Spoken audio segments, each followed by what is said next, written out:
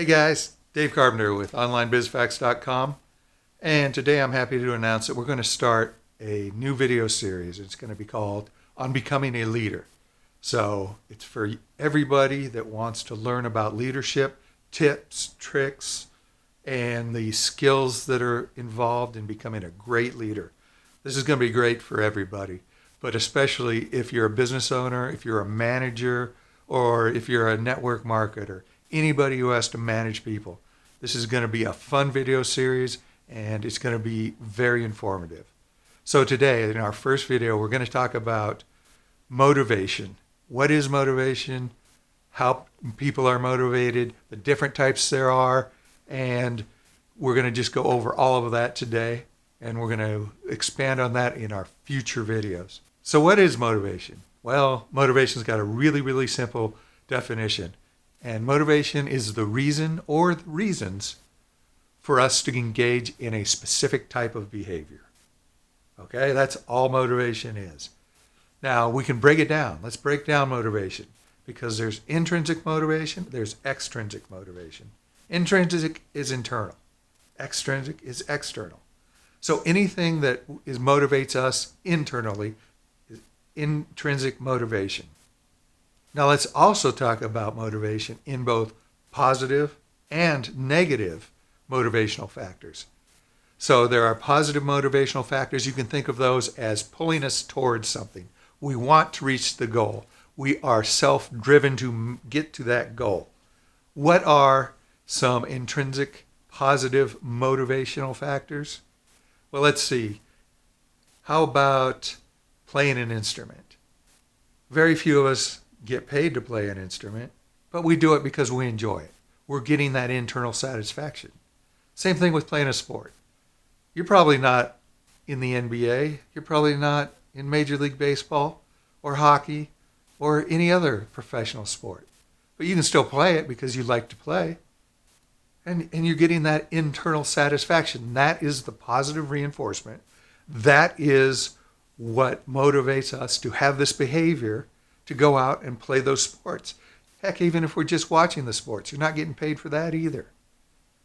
So we get that enjoyment from watching the sports, playing a musical instrument, doing DIY projects. Anything that gives you an internal satisfaction to do draws you to a behavior. So that's positive intrinsic motivation. So now let's talk about some negative intrinsic motivational factors.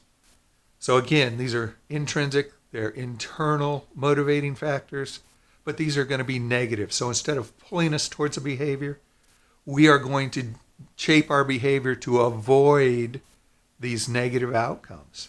And a good way to think of this is phobias, right?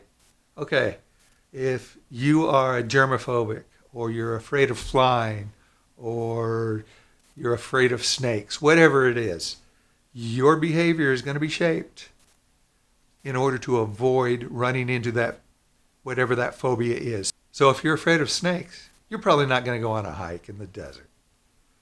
If you're afraid of flying, you're probably going to drive most places. Our behavior is going to be shaped by avoidance of a negative outcome, or what we perceive as a negative outcome. So that's a negative intrinsic motivational factor. Okay?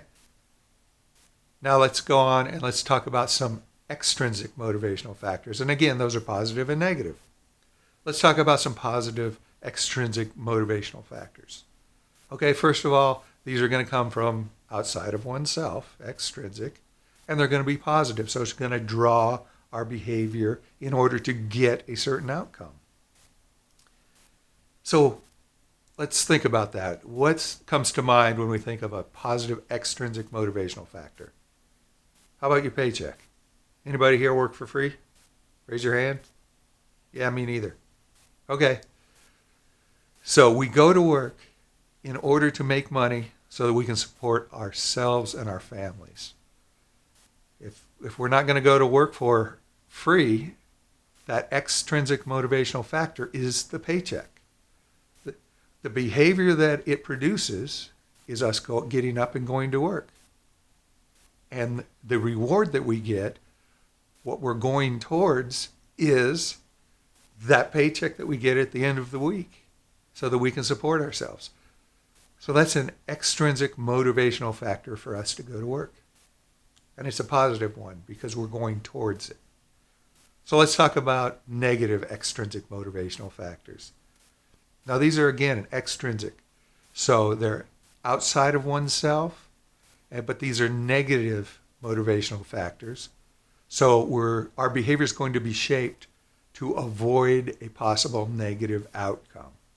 And some extrinsic negative motivational factors can be setting deadlines. So let's say you give your team or your partner or whoever a deadline in order to get a job done. So we have given them a set period of time in which they have to perform to a certain level.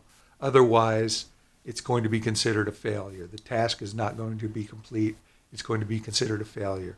Now, implicit in that is that there's going to be some kind of negative consequence. So it could be you're going to lose business. You're going to cut commissions because you can't make payroll.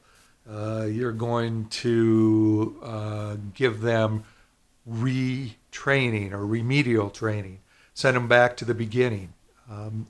Any of these things are negative consequences, and that shapes our behavior to avoid these negative consequences, and it encourages us to make those deadlines in order not to receive the negative consequence. So I hope that's clear. Negative consequences shape our behavior so that we avoid a negative or unpleasant outcome. Positive motivation pulls us towards a behavior in order to get a positive reward or a positive outcome. And intrinsic just means that the motivation comes from within. Extrinsic just means that the motivation comes from outside of oneself. Now, in further videos, we're going to explore these more. We're going to go into them one by one, and we're going to show you kind of the best ways to use these different motivational factors and when they're appropriate to use. Some are more appropriate in some situations, some are more appropriate in others.